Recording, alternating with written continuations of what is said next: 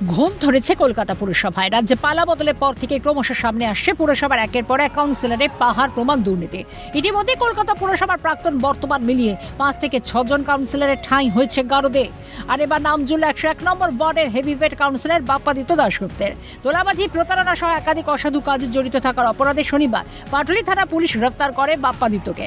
মূলত পারমিতাদি নামে এক আইনজীবীর অভিযোগের ভিত্তিতে শুরু হয় ধরপাকড়। প্রথমে গ্রেফতার করা হয় বাপ্পাদিত্যের সাগরেদ সৌরভ ঘোষকে।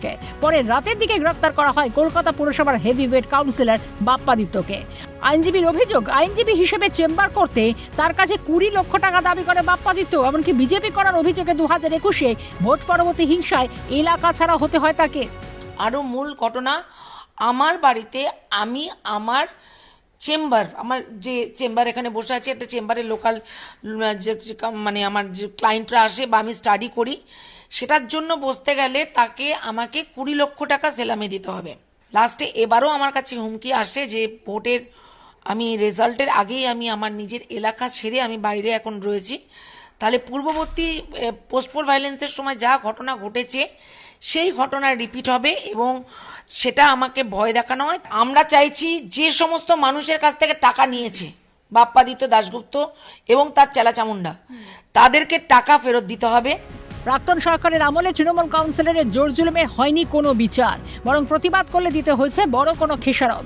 বাধ্য হয়ে সরকার বদলাতে ক্ষোভ প্রকাশ আক্রান্ত প্রতারিতদের। শনিবার রাতে অভিযুক্ত কাউন্সিলরকে ঘিরে যে ক্ষোভ উগরে দিয়েছেন সাধারণ মানুষ। সুযোগ পেয়ে থানায় এসে ধৃত বাপ্পাদিত্য দাশগুপ্তের বিরুদ্ধে বিস্ফোরক অভিযোগে সরব আরও এক মহিলা। অভিযোগ, বাপ্পাদিত্য ঘনিষ্ঠর এক পুলিশ আধিকারিক বিয়ের প্রতিশ্রুতি দিয়ে দীর্ঘদিন সহবাস করেছেন তাঁর সঙ্গে।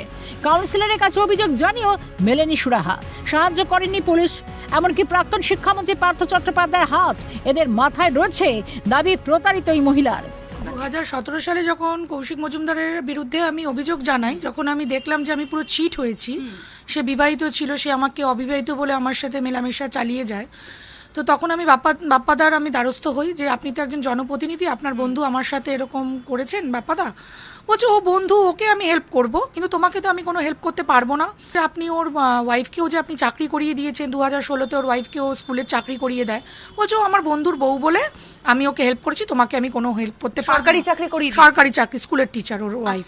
কারণ যেহেতু ও পার্থ চট্টোপাধ্যায় এবং বাপ্পাদিত্যর খুব প্রভাবশালী একজন পুলিশ অফিসার, এবং ও বাপ্পাদিত্য পুরো যে তোলাবাজিটা পুরো করেন। ফলে বাপ্পাদিত্য দাশগুপ্তের গ্রেপ্তারির পর তিনি ফের নতুন করে এই সমস্ত অভিযোগ থানার কাছে লিখিতভাবে জানাবেন এবং তার দাবি শুধু এই বাপ্পাদিত্যই নয়, তার সঙ্গে সঙ্গে ওই পুলিশ কর্মী এবং বাপ্পাদিত্য দাশগুপ্তের যারা অনুগামীরা রয়েছে তাদের বিরুদ্ধে কঠোর থেকে কঠোরতম ব্যবস্থা গ্রহণ করুক পুলিশ।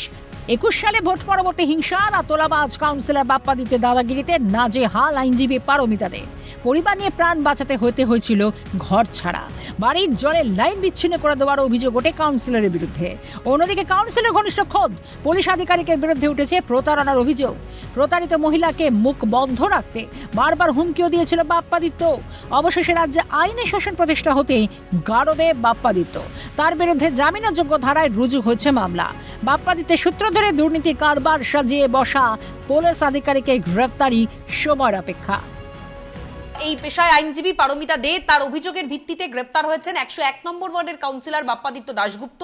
বহু মানুষের কাছ থেকে লক্ষ লক্ষ কোটি কোটি টাকা তোলাবাজির অভিযোগ। ছাড় পাননি আইনজীবী নিজেও, এবং আজকে অভিযুক্ত এই বাপ্পাদিত্য দাশগুপ্ত তাকে আলিপুর আদালতে পেশ করা হবে এবং পেশ করে নিজেদের হেফাজতে নিয়ে এই তদন্ত প্রক্রিয়া চালিয়ে নিয়ে যাবেন কলকাতা পুলিশের আধিকারিকেরা। ক্যামেরায় সমীরণ হাওলাদারের সঙ্গে অভিরূপা সাহা, ক্যালকাটা নিউজ, কলকাতা।